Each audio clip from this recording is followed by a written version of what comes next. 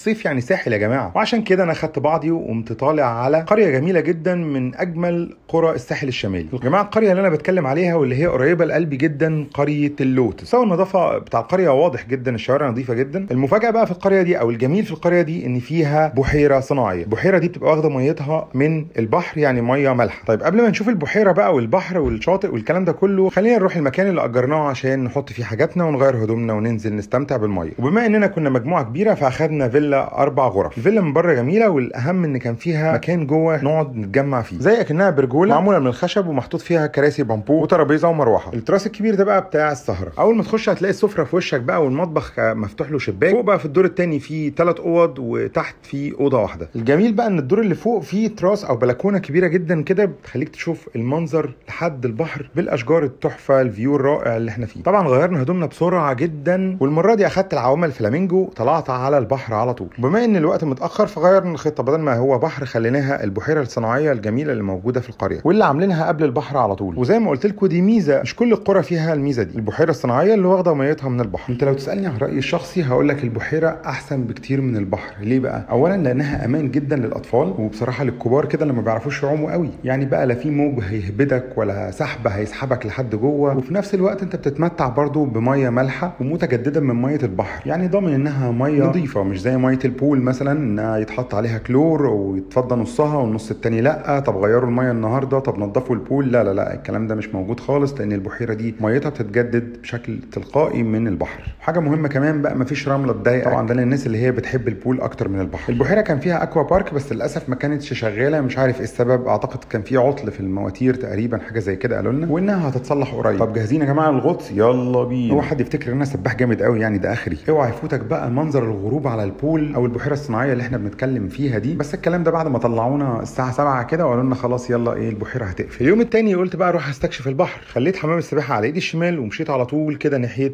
الشاطئ. الشاطئ هناك كان صخري، يعني لو نزلت مش هتستمتع قوي، ممكن تطلع قدام شويه عشان تنزل في شاطئ يكون مؤهل لكده، بس في كافيهات وقعدات حلوه انت ممكن تستمتع بيها لو انت مش هتنزل الميه. طيب بما اننا قررنا ان احنا ننزل الميه فهنشوف شاطئ تاني في نفس القريه على امتداد نفس الشاطئ كده بس قدام شويه. هناك شاطئ برده وفيه خدمات بس احسن كتير من الشاطئ اللي هو بتاع القعده بس الصخري ده. المهم ان الرمله كويسه والبحر كان جميل جدا، الميه كانت نظيفه وشفافه والموج ما كانش عالي، والاهم ان هو ما كانش زحمه خالص. قضينا وقت جميل جدا على البحر، وبصراحه ما كنتش عايز اطلع من الميه. كان جميل جدا ان شفت اللايف جاردز كانوا مهتمين بالناس اللي جوه الميه جدا، وعلى طول بيدوهم التعليمات، اللي بيبعد شويه بيحذروا يقول له ما تبعدش، وكانوا طول الوقت عينيهم علينا. بس للامانه كام يوم قضيتهم هناك كانوا جامدين جدا. اتمنى لكم ان انتوا تجربوا التجربه دي في قريه اللوتس، واللي جرب يقول لي كده انطباعاته عن القريه. سلام.